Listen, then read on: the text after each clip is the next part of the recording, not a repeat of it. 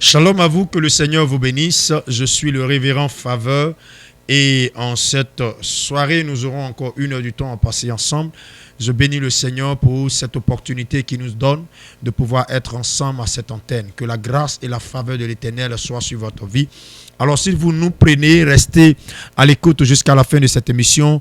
Vous aurez la possibilité de nous appeler. Vous aurez la possibilité d'entrer en contact avec nous et nous pourrons prier pour vous. Nous pourrons invoquer Dieu dans votre vie. Et je crois à la grâce et à la restauration que l'Éternel produira dans votre vie. Alléluia. Alors, je vais rapidement prier le Seigneur et nous allons ouvrir notre Bible pour partager ce moment ensemble. Seigneur, nous voulons te rendre grâce. Nous voulons te bénir pour cette rencontre. Merci parce que Père, tu as voulu que nous soyons à cette antenne afin de pouvoir bénir une vie, restaurer une vie, guérir une vie malade. Seigneur, nous te recommandons cet instant et nous prions que ce soit ta volonté qui soit faite. Jésus règne en maître. Saint-Esprit de Dieu, viens prendre le contrôle et donne-nous de glorifier Jésus car cela y va de ta mission. Au nom de Jésus-Christ. Amen. Amen. Alors, nous allons prendre notre Bible dans le livre d'Ézéchiel. Chapitre 37, à partir du verset 1er, alléluia, jusqu'au verset 4, amen. Amen. Tu peux faire la lecture, Ézéchiel 37, du verset 1er jusqu'au verset 4. Amen. Pasteur Marlene, tu vas faire la lecture, vas-y. Ézéchiel 37, versets 1 à 4. La main de l'Éternel fut sur moi, et l'Éternel me transporta en esprit, et me déposa dans le milieu d'une vallée remplie d'ossements. Il me fit passer auprès d'eux, tout autour, et voici, ils étaient fort nombreux à la surface de la vallée, et ils étaient complètement secs. Il me dit, Fils de l'homme, ces eaux pourront-ils revivre? Je répondis, Seigneur, Éternel, tu le sais. Il me dit, prophétise sur ces eaux, et dis-leur, ossements desséchés, écoutez la parole de l'Éternel. Amen. Parole du Seigneur. Amen. Que le Seigneur nous bénisse. Alors, bien-aimés, ce soir, nous allons un peu parler du rôle de Ézéchiel étant un prophète. Amen. Ézéchiel, d'abord, il faut le dire, il n'était pas appelé au ministère comme étant prophète. Ézéchiel était appelé au ministère comme étant sacrificateur. Et lorsque la situation est arrivée à Israël. Israël a été assiégé par la Babylone et la Babylone a fait des captifs. Il a pris des personnes d'Israël, il a pris des personnes de Juda pour aller avec eux en Babylone. Il a fait d'eux des esclaves. Alléluia.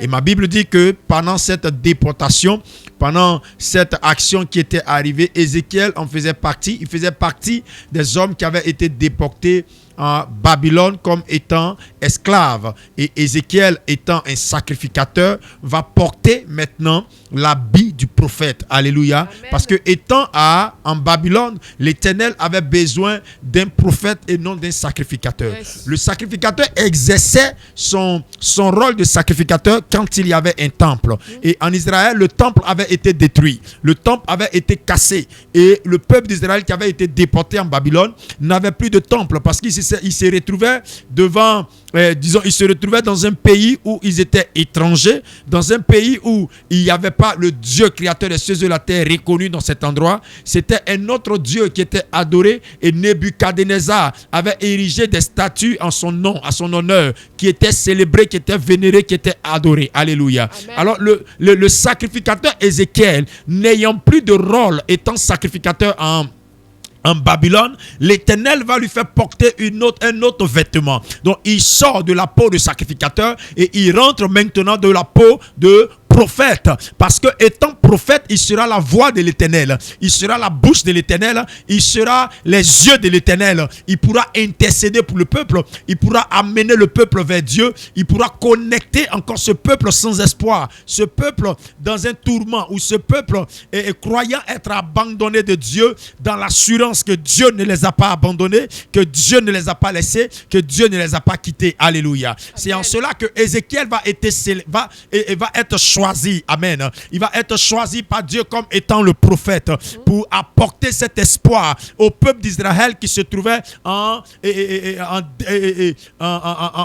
en Babylone et aussi le peuple d'Israël qui se trouvait en Israël. Parce qu'il y avait ceux qui avaient été déportés et il y avait ceux qui étaient restés. Donc son rôle va jouer sur deux rangs, sur deux lieux. Et en même temps qu'il était à Babylone, il exerçait son rôle aussi sur Israël. C'était un prophète reconnu, un prophète dont la voix était authentique. Alléluia. Amen. Un prophète charismatique, un prophète qui portait Dieu. Et les gens, la Bible dit qu'il vivait selon ce qu'il enseignait. Il disait quelque chose que lui-même il vivait selon ça. Donc les gens avaient une appréciation de sa personne à cause de ce qu'il disait et à cause de ce qu'il faisait. Tout ce qu'il disait était considéré, était considérable, et tout ce qu'il disait arrivait. Alléluia. Amen. Et c'est à ce moment-là que, bien aimé, nous transitons maintenant dans ce message, dans le passage de Ézéchiel chapitre 37. Ma Bible dit que l'Éternel va apparaître à Ézéchiel et il va transporter Ézéchiel dans un lieu desséché où il y avait assez d'ossements. Alléluia. Amen. Dans un lieu désert,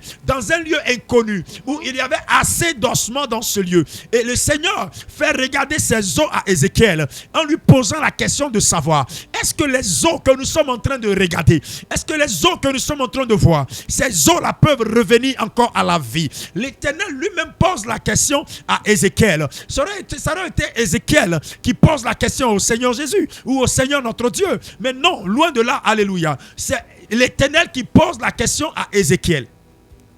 Comme pour dire, est-ce qu'il peut avoir de l'espoir? Comme pour dire, est-ce qu'il peut avoir un changement? Comme pour dire, est-ce qu'il peut avoir un miracle? Est-ce que les choses peuvent se faire? Est-ce que la guérison peut venir? Est-ce que la bénédiction peut venir? Est-ce que le succès peut venir? Est-ce que la résurrection peut venir? L'Éternel pose la question à Ézéchiel. Et Ézéchiel qui regardait ses ossements va dire à l'Éternel, toi seul tu le sais. Toi seul sais si ces ossements peuvent revenir à la vie ou ces ossements ne peuvent pas revenir à la vie. Alors l'Éternel va dire à Ézéchiel, prophétise sur ces ossements, prophétise sur ces os, pour que ces os reviennent à la vie. L'Éternel va donner, nous comprenons pas ce message, que l'Éternel a donné un mandat, l'Éternel a donné un ordre, l'Éternel a donné une responsabilité à Ézéchiel de pouvoir ramener ces os à la vie. Alors bien aimé, comprenez bien ce message ce soir. L'une des responsabilités du prophète, c'est d'apporter la parole de Dieu dans le cœur des gens. C'est d'apporter la vie dans le cœur des gens. C'est d'apporter l'espoir dans le cœur des gens. Donc l'une des recommandations que le Seigneur donne à ses serviteurs, ce n'est pas venu de faire les serviteurs encore des esclaves, parce qu'ils souffrent déjà de beaucoup de tragédies et de beaucoup de maux. Donc l'Éternel choisit parmi plusieurs des serviteurs afin que par ces serviteurs il puisse transmettre l'espoir à un peuple malade, l'espoir à un peuple dans le déséquilibre, l'espoir à un peuple dans la souffrance. C'est en cela que Ézéchiel va être nommé pour apporter la paix. Le peuple étant en captivité en Babylone, avait-il de l'espoir? Je dis non. Avait-il la confiance encore? Je dis non. Avait-il l'assurance? Je dis non. Ils étaient tous dépaysés. Ils étaient tous perdus dans leurs pensées. Tous perdus. Ils n'avaient aucun espoir. Mais lorsque Ézéchiel vient leur donner de l'assurance en leur disant que l'Éternel est avec eux. Et l'Éternel pourra leur relever de tout fardeau et de tout malheur dans lequel ils se trouvent. Je viens en tant que prophète de l'Éternel, mandaté par Dieu, et dis à quelqu'un qui est en train de m'écouter sur cette antenne qu'il y a de l'espoir pour toi. Amen. Il y a de l'espoir pour toi. Toi, tu es la femme, il y a de l'espoir pour toi. Toi, tu es l'homme, il y a de l'espoir pour toi. Rien n'est encore fait, rien n'est encore joué. L'espoir ne passera pas. L'Éternel agira dans ta vie et tu pourras voir cette gloire se manifester au nom précieux de Jésus-Christ de Nazareth. C'est réel, bien-aimé. C'est réel, cette parole est réelle. Il demande à Ézéchiel, est-ce que ces os peuvent revenir à la vie? Ézéchiel dit, Seigneur, tu le sais. Et Dieu donne la lourde charge et responsabilité à Ézéchiel de prophétiser sur ces os pour que ces os reviennent à la vie. Amen. Alors, on peut comprendre que Dieu ne pouvait plus rien faire. Dieu pouvait croiser les bras et regarder Ézéchiel, admirer Ézéchiel faire ce qu'il pouvait faire. Dieu pouvait croiser les bras et regarder Ézéchiel faire ce qu'il pouvait faire. Est-ce que Dieu allait agir? Non. Est-ce que Dieu allait se manifester? Non. Est-ce que Dieu allait venir aider Ézéchiel dans cette tâche? Non. Mais le fait que Dieu avait donné le mandat à Ézéchiel, ce qui veut dire que Ézéchiel était revêtu de toute la responsabilité et toute l'onction et la puissance de ramener ses ossements à la vie. Écoutez-moi, bien-aimé, Plusieurs sont ceux qui prient, plusieurs sont ceux qui intercèdent. Yes. Mais l'Éternel choisit ces ouins, afin que par ces ouins-là, vous puissiez être restaurés, Amen. vous puissiez recevoir la grâce et la bénédiction. Amen. Ces eaux ne pouvaient pas revivre seuls, Non. mais il fallait l'intervention d'un prophète, Yes. l'intervention d'un homme, l'intervention d'une personne pour qu'il y ait vie dans ces eaux. Amen. L'intervention d'Ézéchiel pour qu'il y ait vie dans ces eaux. Amen. Et la Bible dit que Dieu va dire à Ézéchiel, commence à prophétiser sur ces eaux. Amen. Commence à prophétiser sur ces ossements. Ézéchiel va commencer à ouvrir la bouche.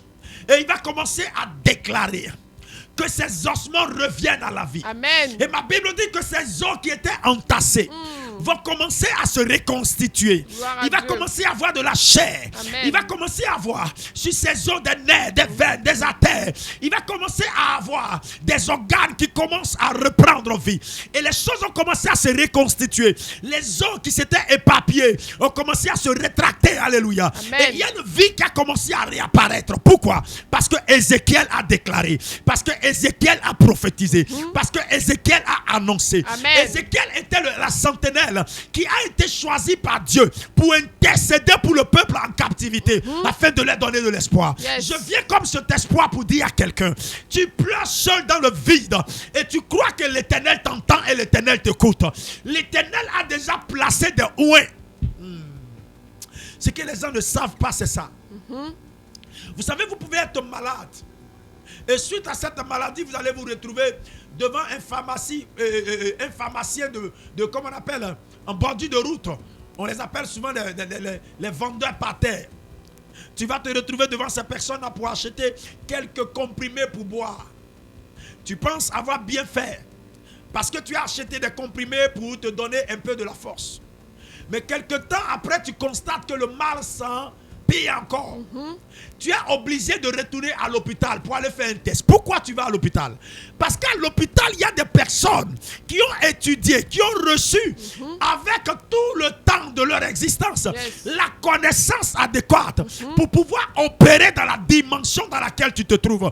C'est de cette même manière. Nous avons des gens qui prient. Nous avons des gens qui intercèdent. J'entends des gens dire, papa, mon problème est trop. J'entends des gens dire, papa, ma situation est trop. Mais quand est-ce que tu vas comprendre que Dieu a légué dans la vie des ouins une onction pour changer la condition de ta vie? Pendant que tu es à la maison en train de pleurer sur ton sort ne va jamais quitter. Non. Je n'ai jamais vu un problème disparaître parce que quelqu'un a pleuré. Je n'ai jamais vu une maladie disparaître parce que quelqu'un a pleuré. Non. Je n'ai jamais vu une femme accoucher parce qu'elle a pleuré. Pour qu'elle puisse accoucher, quand elle a une situation de maladie dans ses entrailles, il faille qu'il y ait une intervention chirurgicale. Il faille qu'il y ait une intervention médicinale pour qu'il y ait la possibilité d'enfanter. Yes. Alors bien aimé, regarde, dans la malédiction, les problèmes, les obstacles, les difficultés dans lesquelles tu te trouves, quand est-ce que tu vas comprendre que l'Éternel a oué des personnes pour te transmettre l'onction et la restauration? Amen. Mais tu es encore à ta place et tu es en train de t'inquiéter, tu es en train de te soucier, tu es en train de pleurer. Quand est-ce que je vais réussir? Mon âge s'augmente, ma vie ne va pas de l'avant, ma vie n'évolue pas, j'ai une plaie incurable, je suis ceci, je suis cela. Oui, tu as une plaie incurable, oui, tu es malade, oui, tu souffres, mais l'Éternel a mandaté de ouin pour transmettre l'onction et la restauration dans ta vie. Amen. Le seul fait que tu demeures encore dans cette situation, c'est que tu n'es pas rentré en contact avec ces ouins qui ont reçu l'onction pour changer la condition de ta vie. Je n'ai jamais vu un médecin pleurer parce que le malade est resté à la maison. Je n'ai jamais vu un médecin s'inquiéter parce que le malade est resté à la maison. Mais le médecin se met en action et en activité quand le malade arrive à l'hôpital. Alors bien aimé, tu vas rester chez toi à la maison encore quand? Combien de temps tu resteras à la maison sans toutefois comprendre que la solution pour toi a été mise entre les mains de ces ouins pour restaurer ta vie, délivrer ta vie et bénir ta vie. Amen. La restauration de ces eaux avait été mise entre les mains d'Ézéchiel. Lui seul pouvait donner la vie à ces eaux. Et la Bible dit que ces ossements desséchés qui étaient dans cette vallée étaient le peuple d'Israël. Le peuple d'Israël constitué. Ils étaient nombreux. Mais l'Éternel voulait leur donner une vie. L'Éternel voulait leur donner une existence. L'Éternel voulait leur donner de l'espoir. C'est pourquoi il dit à Ézéchiel, prophétise sur ces eaux, prophétise sur ce peuple et donne-leur de la vie, donne donne-leur de l'existence, donne-leur la grâce, donne-leur la faveur, donne-leur l'assurance. Je viens en ma qualité de prophète déclarer sur la vie de ceux qui sont en train de m'écouter. Là où il n'y avait pas la vie, je prophétise que la vie vienne en toi. Amen. Là où il n'y avait pas l'espoir, je prophétise que l'espoir vienne. Amen. Là où la maladie était installée dans ton corps, je déclare que cette maladie disparaisse. Amen. Et que tu sois restauré et délivré. Amen. Ma Bible me dit que dans Matthieu chapitre 10, Jésus va rassembler les 12 disciples et il va les envoyer. Mais regardez, quand Jésus envoie les 12 disciples, il leur donne le pouvoir de chasser les démons, le pouvoir de marcher sur les scorpions, le pouvoir de saisir les serpents. Il dit, je vous donne le pouvoir de guérir les malades, de chasser les démons, d'imposer les mains aux malades et ils seront guéris. Yes. Et lorsque Pierre partait avec Jean et les autres, ma Bible me dit qu'ils ont guéri les malades. Pourquoi? Parce qu'ils ont reçu le mandat de Dieu, Yes. de l'accomplir. Ils ont reçu le mandat de Dieu de réussir cette mission. Amen. Écoutez-moi bien aimé, je suis ici à Benzeville ayant reçu un mandat spécial. Amen. Un mandat spécial. Amen. Pour positionner ta vie afin que tu réussisses ta destinée. Amen. Écoute-moi bien aimé, toi qui es en train de m'écouter avec la serviette au cou, écoute-moi bien. Le lieu dans lequel tu te trouves, la vie que tu es en train de vivre n'est pas ta vie. Les problèmes que tu es en train de connaître ne sont pas l'état de ta vie dans laquelle tu devais rester. Mais le seul fait pour lequel tu es dedans, c'est que tu penses que pleurer changera ta situation. Tu penses que en exposant le problème de ta vie à des personnes pour qu'ils aient pitié de toi, changera ta situation. Non, ça ne changera rien. C'est de prendre une décision et venir voir ceux qui sont habilités à apporter grâce dans ta vie. Yes. Ceux qui ont été mandatés d'apporter grâce dans ta vie. Amen. Jésus était venu avec cette onction. Et c'est pourquoi lorsqu'il partait ce Jairus, la Bible dit que la femme qui perdait le sang depuis 12 ans va se rapprocher de lui et va toucher le bas de son vêtement. Amen. Et aussitôt, la perte de sang s'est arrêtée. Yes. À cause du mandat qu'il avait reçu. À cause du mandat qu'il avait reçu. Amen. Et les gens venaient se faire guérir par lui. Et les gens venaient se faire restaurer par lui. Et les gens venaient se faire délivrer par lui. Amen. À cause du mandat qu'il avait reçu. Aujourd'hui, le problème majeur dans nos vies actuelles, c'est que la plupart d'entre nous tous sommes devenus chrétiens. La plupart d'entre nous tous sont devenus pasteurs. La plupart d'entre nous tous sont devenus prophètes. Chacun s'est prophétisé à sa manière. Chacun s'est prié à sa manière. Je n'ai rien contre le fait que tu pries. Je n'ai rien contre le fait que tu prophétises. Je n'ai rien contre le fait que tu intercèdes ou que tu jeûnes. Alléluia. Amen. Mais une chose est sûre, tu dois comprendre. Tant qu'il fera jour et il fera nuit, Dieu suscitera à chaque fois des ouins, des serviteurs et des servantes. Quand Dieu suscite des serviteurs, c'est qu'il leur a donné ce qu'il t'a pas donné. Yes. Il leur a donné l'onction qu'il t'a pas donné. Il leur a donné le mandat qu'il t'a pas donné. Il leur a donné le pouvoir qu'il ne t'a pas donné. Amen. Alors tu peux prier, tu peux faire des jeûnes, mais cela sera limité. Tu as besoin d'un ouin. Tu as besoin de quelqu'un qui porte Dieu afin de t'établir dans la bénédiction dans laquelle Dieu veut te mettre. Amen. J'ai prêché un jour sur cette antenne et j'ai dit qu'un homme ne peut recevoir que ce qui lui a été donné du ciel. Selon Jean chapitre 3 verset 27. Tout ce que nous avons sur cette terre est quelque chose qui nous a été légué d'abord dans le ciel comme un héritage. Mais la plupart des personnes n'entrent pas dans leur héritage et ils meurent. Est-ce la faute de Dieu? Non. Mais c'est parce que certaines personnes ne savent pas lire les temps. Oh, on est plutôt occupé à courir derrière ce qui ne produira pas dans notre vie, plutôt qu'à prendre ce qui peut changer notre vie. Des gens disent, ah papa, je dois venir te voir. Mais combien sont ceux qui viennent? Parce qu'en fait, ils n'ont pas le temps. Ils n'ont pas le temps. Mais la situation ne change pas. La situation ne s'améliore pas. La situation n'évolue pas. Et pendant ce temps, bien aimé, les mois passent, les années passent. Et pendant que les années passent, tes années s'augmentent sans qu'il n'y ait de gloire ni de succès. Au lieu de saisir cette pêche, saisir cette opportunité. Non, tu n'as pas le temps. Mais écoute-moi, bien aimé. Avec ce que tu sais faire, l'Éternel a mandaté des ouins. L'Éternel a établi des serviteurs. Yes. Établi des gens qui portent Dieu. Des gens qui peuvent intervenir dans le domaine de ta vie.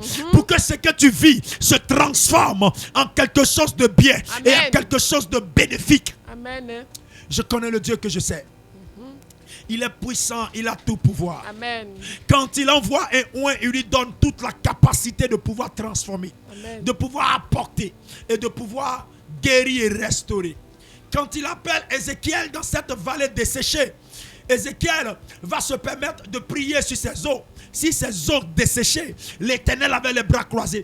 Quand l'Éternel envoie un oint, quand l'Éternel mandate un serviteur, il reste les bras croisés parce que dans ces lieux, il a envoyé un serviteur pour répondre à ce que lui-même il devait répondre. C'est une délégation que Dieu fait. Yes. C'est une délégation que Dieu fait. C'est pourquoi on dit que les hommes de Dieu sont les ambassadeurs du Christ. Quand vous êtes un ambassadeur, vous représentez, comme on appelle, le pays dignement dans l'état là où vous exercez votre pouvoir. Vous représentez le président. Vous représentez le pays. Alors pour nous qui avons été mandatés par Dieu, nous représentons Dieu. C'est pourquoi, regardez bien, la Bible dit dans le livre des Actes des Apôtres chapitre 10, un homme s'appelait Corneille.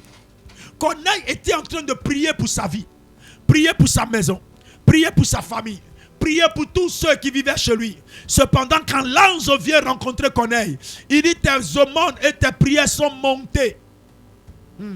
Mais va à Jopé, il y a un certain qu'on appelle Simon qui habite chez un certain Simon. Appelle-le et viens. Il priera pour toi et ta maison. Alors il part à Jopé, il rencontre Pierre qui habitait chez un Simon croyeur. Il prend Pierre et Pierre vient prier pour lui. Et c'est à ce moment-là, Pierre va déclarer dans sa parole: le salut est aussi entré chez toi. Donc écoute-moi, la prière de Corneille est montée, mais la prière de Corneille n'a pas été exaucée. Il y a une différence entre une prière qui monte et une prière qui n'est pas exaucée. Yes. C'est comme un ballon dans le pied d'un joueur. Il peut tirer le ballon. Il a tiré, oui. Mais est-ce que le ballon est entré au but? Non. Quand le ballon n'entre pas, on considère que le jeu qu'il a fait n'a pas été utile. Même s'il a concentré toute son énergie. Corneille a concentré toute son énergie sur la prière. Mais la prière n'avait pas été exaucée. Maintenant la question: est-ce que l'ange ne pouvait pas faire monter cette prière devant Dieu?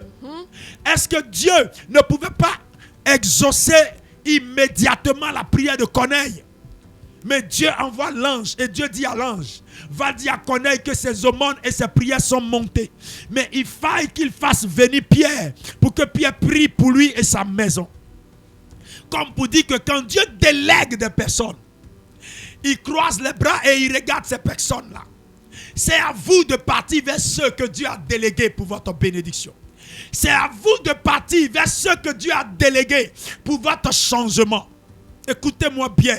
Nous ne sommes pas en train de faire un culte de personnalité, mais nous sommes en train de révéler la parole vraie, l'évangile qui sauve, l'évangile qui bénit. Jésus-Christ doit être prêché et enseigné dans toute sa plénitude, dans toute sa grandeur. Amen. Cependant, ça n'empêche pas que les hommes de Dieu quittent ici en Côte d'Ivoire pour aller au Nigeria, rencontrer d'autres oints. Ça n'empêche pas que des hommes de Dieu quittent ici en Côte d'Ivoire, aller au Canada ou aller au Ghana, rencontrer d'autres oints. Pourquoi est-ce qu'on part rencontrer ces oints? À cause du mandat qui est en eux.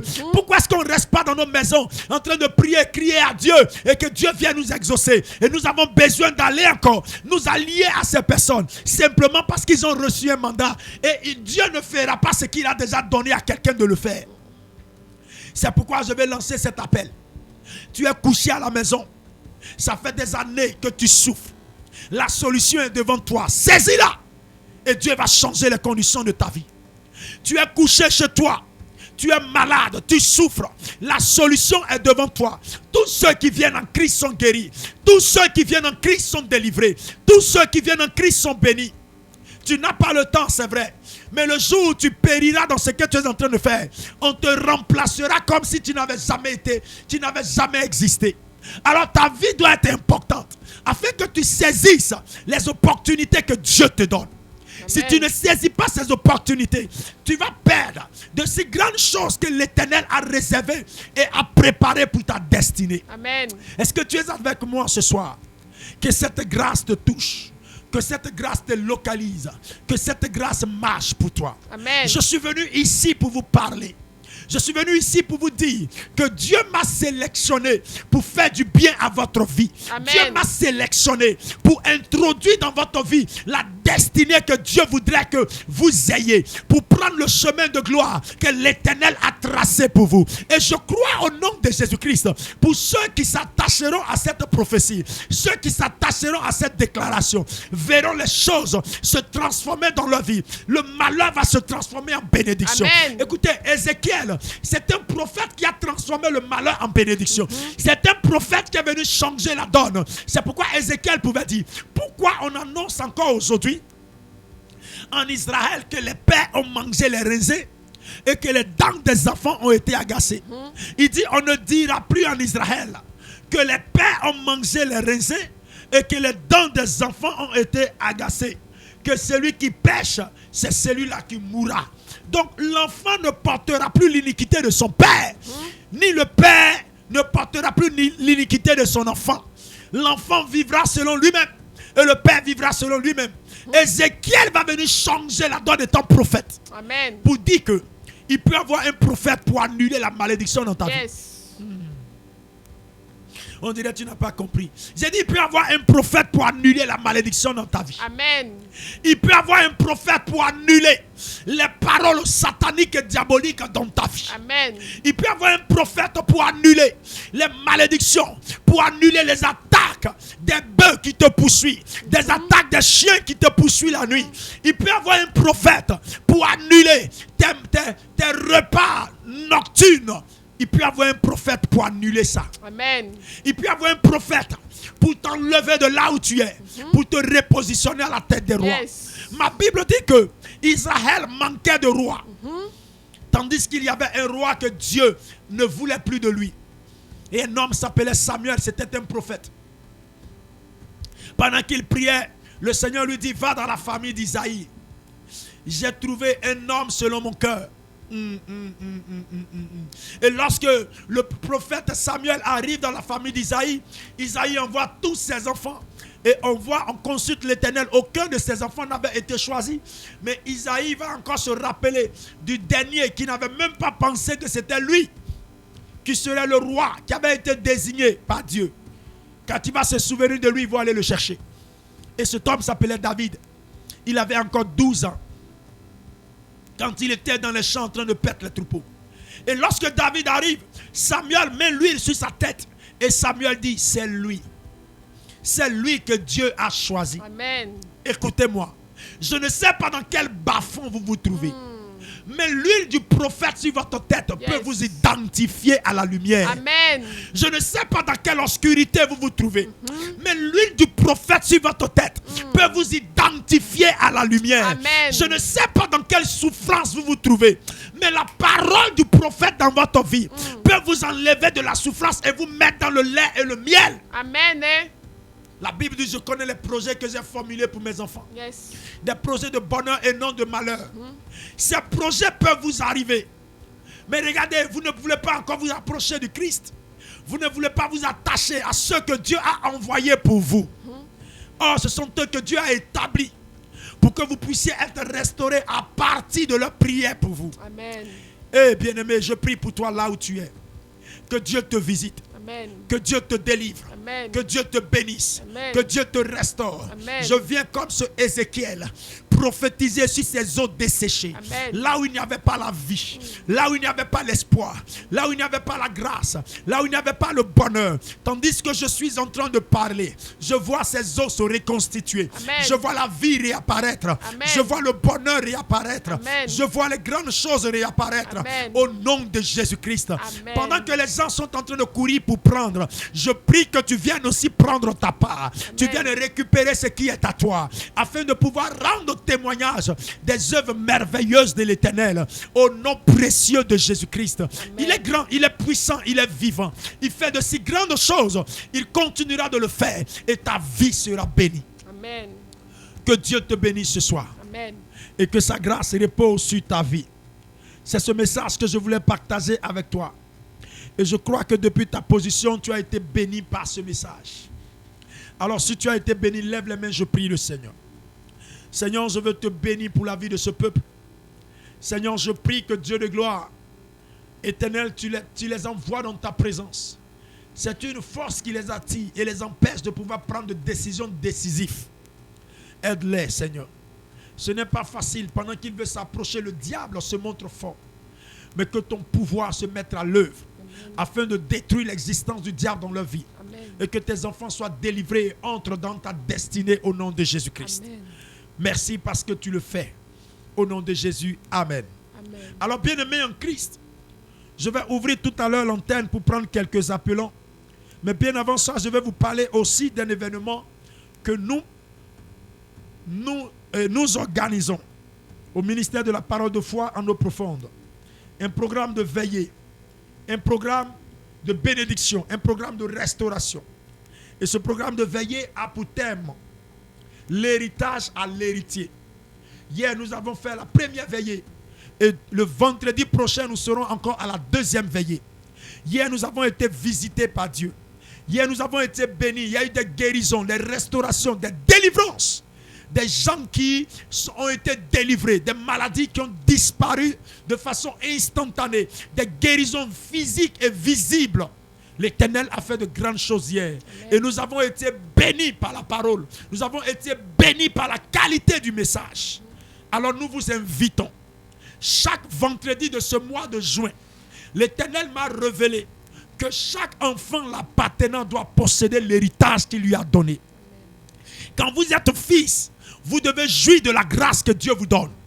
Et c'est pour ça que cette veillée a été organisée. Tous les vendredis du mois de juin, nous serons en veillée. Et la veillée se tiendra au village Anna, au temple du Saint-Esprit, au ministère de la parole de foi en eau profonde, de 21h jusqu'à l'aube. Ne manque pas, sous aucun prétexte, ne manque pas cette veillée.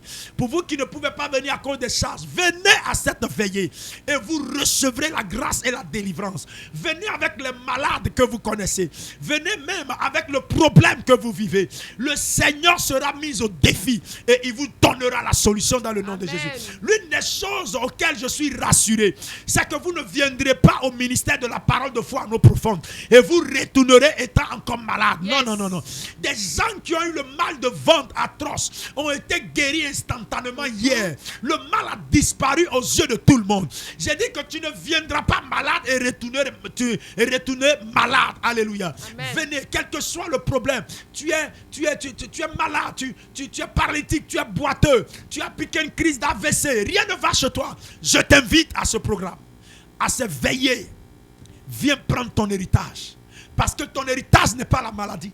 Ton héritage n'est pas la souffrance. Ton héritage n'est pas la précarité. Nous avons un Dieu puissant qui nous aime. La Bible dit que même dans le désert, le peuple d'Israël a mangé la manne et la caille. Même dans ton désert, tu dois te sentir mieux. Amen. Dans le désert, ils ont bu l'eau du rocher. Pendant 40 ans, ils étaient nourris. Ils étaient servis par l'Éternel. Dans ton désert, Dieu doit prendre soin de toi. Amen. Alors nous vous invitons à cette veillée. Ça ne marche que par ta présence à cette veillée. Et Dieu transformera la situation de ta vie. Amen. Demain aussi, nous aurons un culte prophétique. Et le culte de demain, nous avons pour thème l'espoir d'une nation. Et je sais qu'il y a beaucoup ici qui sont des espoirs. Que ce soit pour leur famille, que ce soit pour leur maison, que ce soit pour leur village, que ce soit même pour la Côte d'Ivoire. Vous êtes l'espoir de cette nation. Alors venez entrer dans cette grâce. Demain, nous commencerons le culte à partir de 8h30. Alléluia. Amen. Et nous serons bénis par la qualité du message et par la révélation derrière ce message. Nous vous attendons tous au ministère de la parole de foi en eau profonde, afin que vous soyez bénis, afin que vous ayez le témoignage que Jésus est Seigneur. Alléluia.